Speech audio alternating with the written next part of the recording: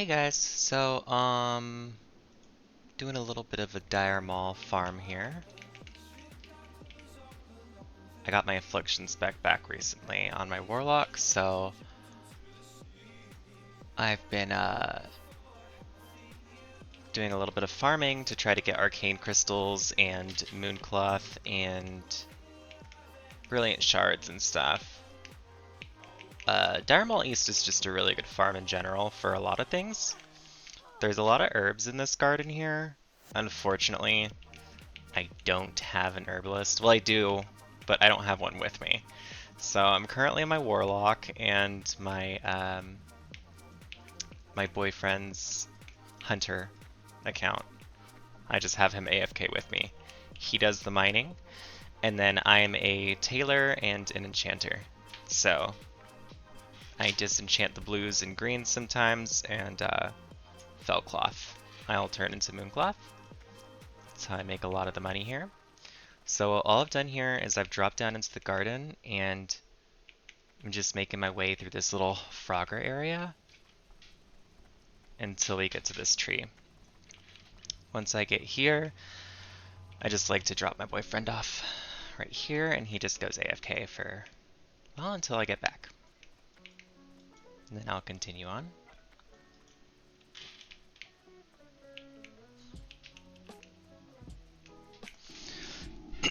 I've been sitting in this instance for a little bit trying to get some stuff set up, so there's not really an accurate representation of how long I've been in here. But a few things that help me set up here is the buff Detect Greater Invisibility. It gives you like a little bit of a further range in detecting the invisible demons, and then Sense Demons. Super big, because you can see the demons on the minimap before they can see you, especially these invisible ones here. So this Shadow Stalker, I just rip him out of the shadows, and then I dot him up and give him a Mortal Coil. As he starts coming back, I'll just fear him away. The shadow damage broke the fear, and then I'm just going to Shadow Burn him. Now, it may be a little different for like a lower level geared Warlock or something. Me personally, I had to just strip down whenever I first did this because I was incurring like a huge repair bill, and my stuff's a little expensive. But I'm just in kind of like a mishmash of my raid gear and my dungeon gear. So, kind of going over everything I have here. My poor wand. I keep losing wand rolls in ZG, so I've got a little blue wand. But yeah, I'm in 3-piece Nemesis. You can equip more Nemesis if you want for the 5-set bonus that gives your pet 20 stamina and 130 spell resistance.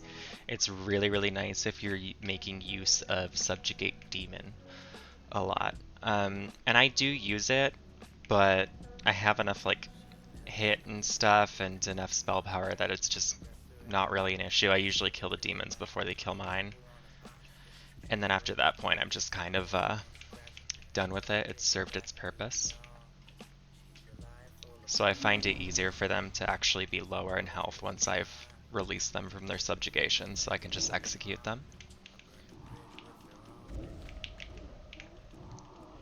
So this guy, I kind of like to use these candles as a good mark about where to stand on the ground. And you just start him with,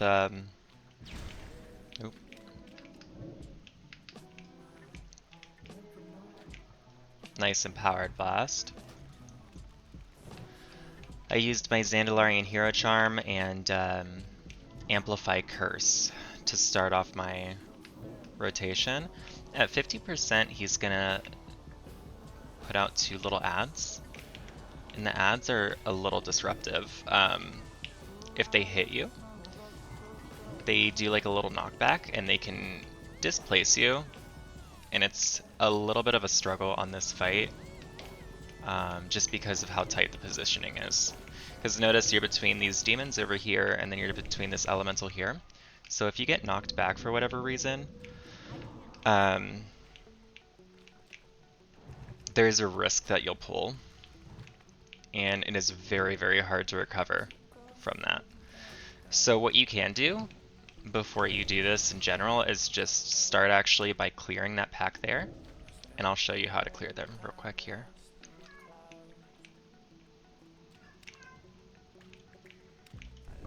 I like to get a soul shard from this guy sometimes when I'm running low. But yeah, so I didn't really do a crazy good job of explaining that there. I use this sledge to kind of abuse the pathing of Hydra spawn, and I like to walk between these candles. If you're between these candles, you'll never pull. At 50%, he puts out these little suns, these Hydra spawnlings, I guess, so to say. And you can just throw a corruption or an agony on them and it will kill them within about 4 seconds. Just try not to get hit by them. There is little factors that can cause them to hit you and stuff, but for the most part that's it. You're just jumping between here whenever he's up on this platform, and then you go down and he'll always circle back around that statue and come back over here. And so you're just doing this, this, this. I could have pointed it out better, but I was talking a lot about other things, so. Got the light and how to swing it, and Ceremon Riptide shoes. I've been disenchanting these, but lately my disenchantment has not been yielding me anything good, and I'm pretty stocked up on Greater Eternal Essence, so I've just been kind of selling them to vendor depending on what my mood is. So, for these packs, what I do is I start off with Subjugate Demon. When Subjugate Demon happens, he likes to shoot Fireball, so I always try to click Fireball off immediately, if you could see how I did that there. And then I start by doing Agony on all the imps while he has all the threat, because I'm going to end up pulling threat. Agony has a really, really low damage tick at the beginning, and then as Agony continues to go on, the damage tick goes higher. So if I start with Agony, I don't really run the risk of pulling threat out of his Rain of Fire first.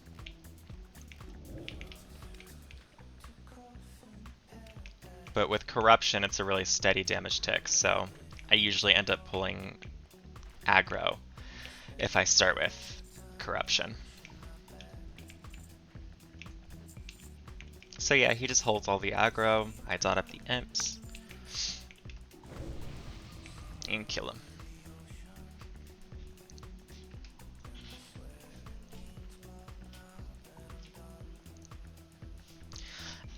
There's like a lot more that you can do with these packs, and I'll probably do like a later upload or something to kind of show you how you can really play around with the whole area and all the packs, but for now, I'm just going to keep going on to the guy upstairs. I honestly forgot his name.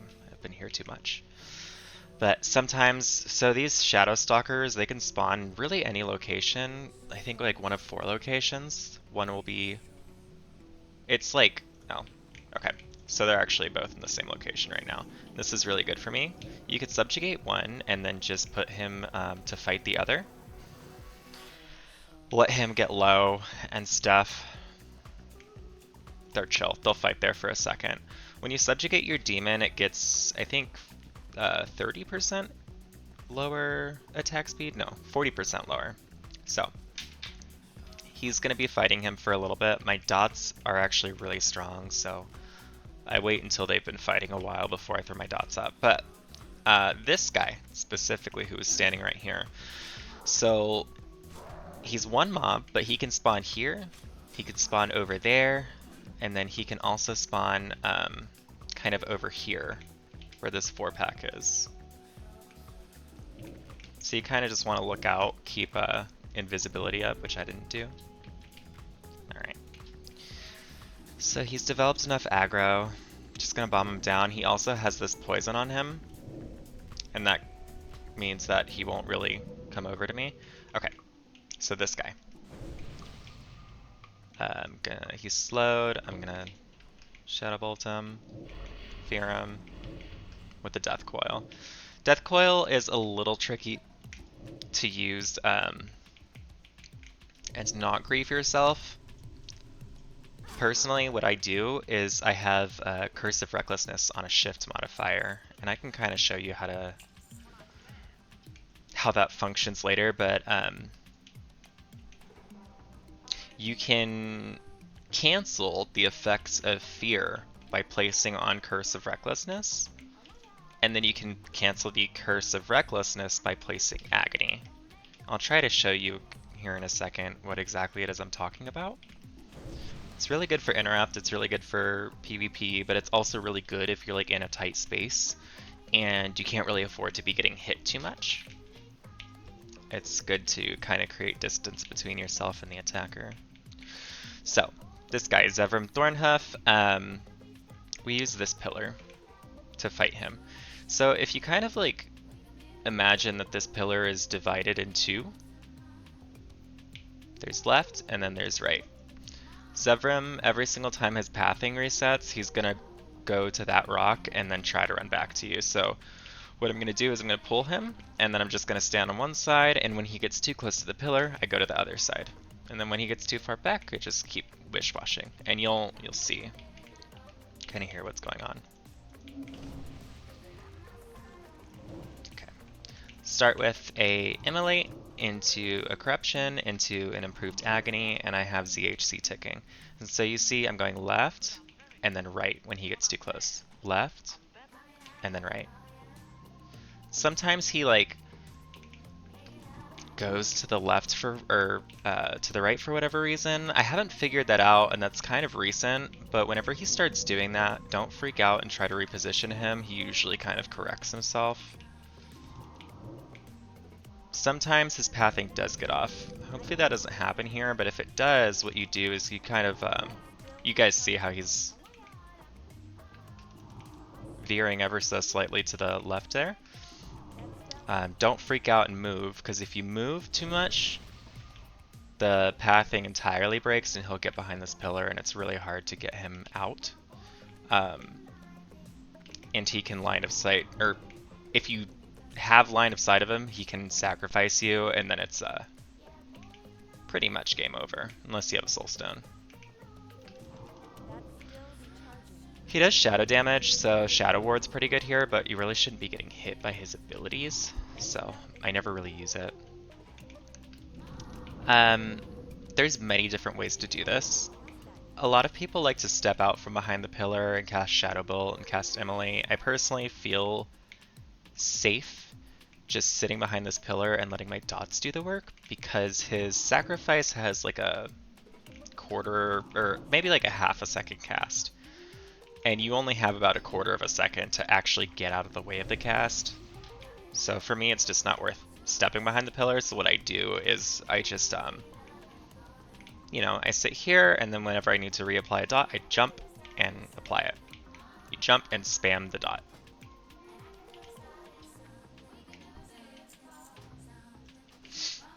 Alright, so let's see if I can use the Curse of Recklessness thing that I was talking about with this guy. So I'll subjugate him here. Cancel the fireball, you right click it to cancel it. It basically makes sure that he won't apply it, or he won't start casting it.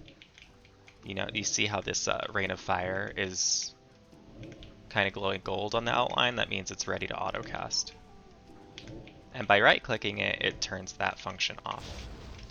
So kill these all these imps. I don't like that one. I don't like that one. Alright, so he's at 13%. That's fine enough for the purposes of this. So I'm going to dismiss him. He's going to shoot a fireball at me. So he's feared right now, right?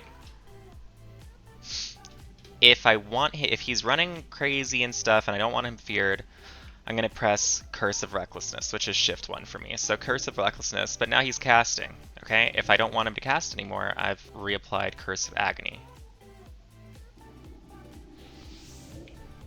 And now he's feared. See, say he's running around, Curse of Recklessness. Interrupt it with Curse of Agony. Curse of Recklessness. Apply Curse of Agony. Now he's feared. Apply Curse of Recklessness, he's no longer feared. So, just like little... I don't know. It's kind of it's really nice for me in the open world. The only time that it's really truly messed me up and like gotten me killed is if my target runs around a corner. That's really bad for me because you lose line of sight and then you can't apply Curse of Recklessness. I don't really know if I did a good job explaining it there, but essentially you can only have one curse active at a time as a warlock. So if you have Curse of Recklessness applied and you apply Curse of Agony, then it takes Curse of Recklessness away, which takes away their immunity to fear.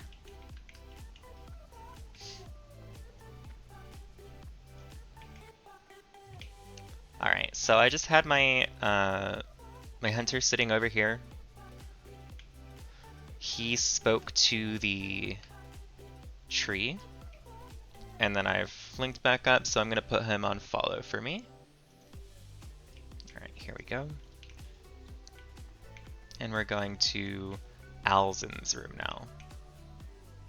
Kind of just play fog around. There is a much safer way to do this, but I don't know why I'm just not being safe.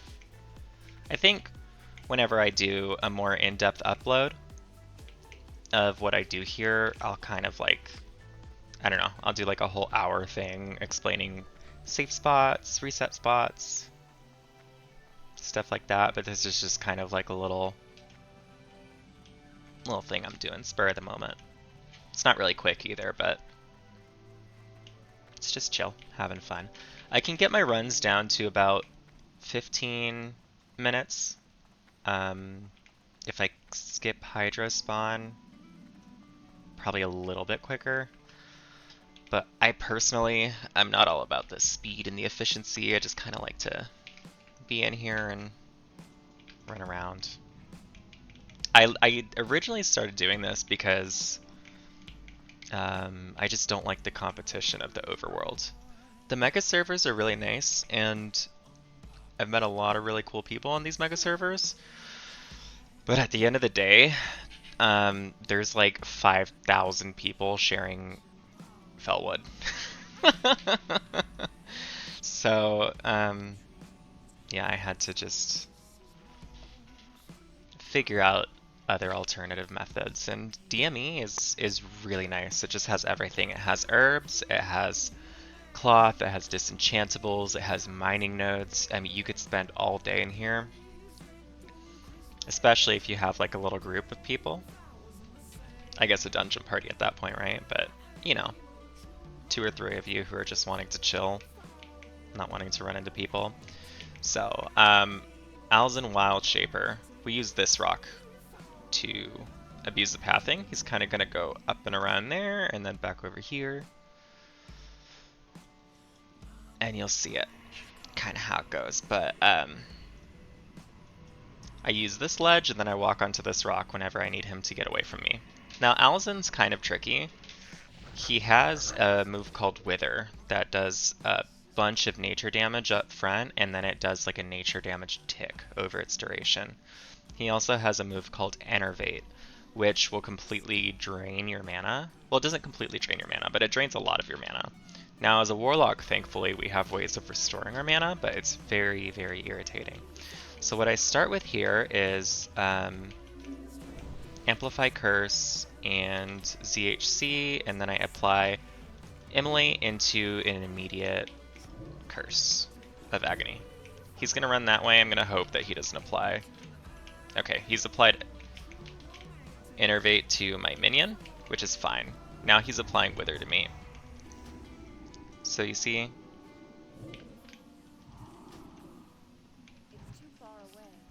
how whenever I need him to go away, I just get back on this rock. Now whenever he's in humanoid form, I don't like him being within casting range of me. So I just try to keep him over there.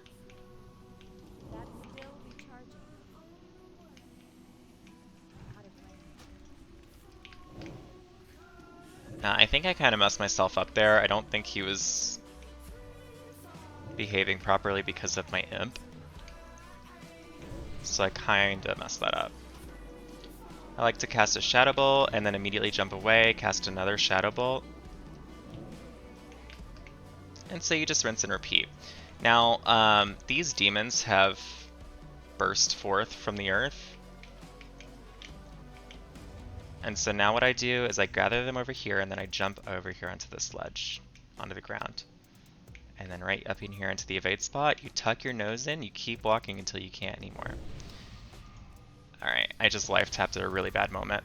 But you're just gonna put a Rain of Fire right here, and it should kill the minions. Now there's more that are alive, and I'll show you kind of how to clear those if you don't have a invisibility potion. Maybe. I don't know. This changes from attempt to attempt. Okay.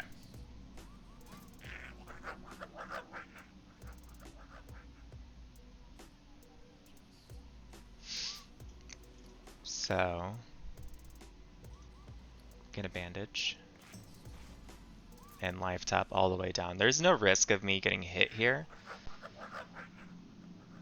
So I'm just going to bandage, life tap enough to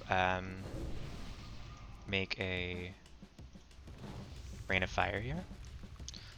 Now you could also just spam right click your mana biscuit or whatever kind of food you brought to do this with. If you could see it lit up for a second there, but... Alright, killed a few of them. Now I'm just going to spam right click this.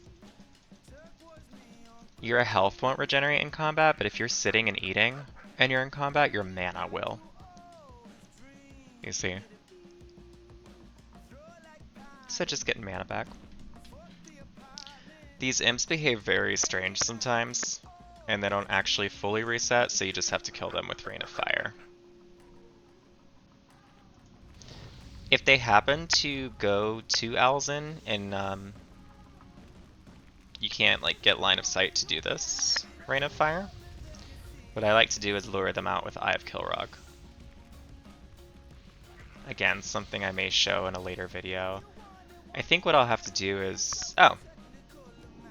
Actually, there's no more perfect time like now. Seems we lost one demon. Alright, so you have Eye of Kilrog, and then you just peek out and kind of wiggle, wiggle, wiggle. When that demon comes over here, he's going to get line of sight of you and be in combat. And then you just Rain of Fire. My Rain of Fire is pretty powerful because of my spell power, so what you can also do is avoid Walker Sacrifice and then get down and... Ooh, I'm actually about to grief myself. Get down in Hellfire. Now these demons, Alzin's minions, they actually have a social table with all of those plants that are in the room, which is why I'm still in combat. Even though I killed all the demons, they're aggroed with the plants. So the plants, they can't get to me, they trap aggro. Funnily enough, Alzin himself does not aggro with these minions. He cannot be bothered to care about them. Alright. So I brought my hunter over. I put him on follow and mine these nodes.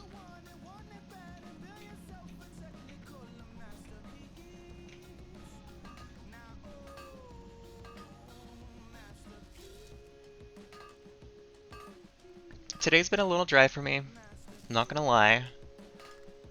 I got one I got one crystal. One Azurite crystal, but for the rest of the week I've been you know, doing this and then doing Felcloth farms and stuff. The Felcloth is really nice. And especially as a warlock, I get my demonic runes. And the demonic runes, they're actually kind of funny. So initially when I saw them, I was like, why would I want to use that? I'm a warlock, like I already have life tap.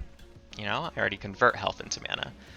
The nice thing about those demonic runes is that they're actually not on the global cooldown table.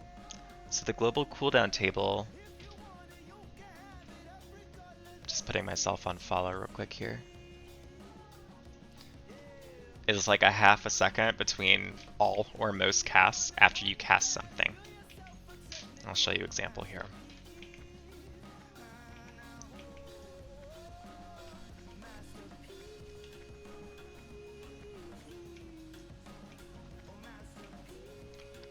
Let me reset this dungeon.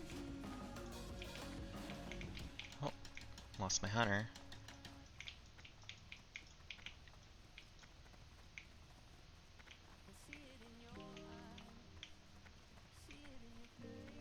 As you get more comfortable with this, there's like so many more things you could do. I've sat in the same instance for 3 hours just killing things, dragging bosses from other places and back. I've killed Tendrils, I've done it all. I've killed Alzin. But yes, so let me show you this global cooldown. So, for example, if I'm going to grab this Mauler, I'm going to give him a little empower dot here. When I cast this Immolate, notice how all my spells go on a cooldown. You see that little tick? Well, notice how my Demonic Rune at no point has a global cooldown. So if I'm out of mana and I'm really needing mana or something, I can click this Demonic Rune between spells, and it will not add the global cooldown the same way Life Tap would. So it's a really good way to like min-max your DPS or something. You know, you don't want to consume a global cooldown with Life Tap. If you're climbing the meters or something and you just run out of mana, you just Demonic Rune. The same thing with the rejuvenation potions. They're really nice. They restore health and mana. So what I'll do sometimes is I'll Life Tap down to about 50% health, 50% mana, Demonic Rune, and then rejuvenation potion. And I'll just be 100 HP again. 100% HP.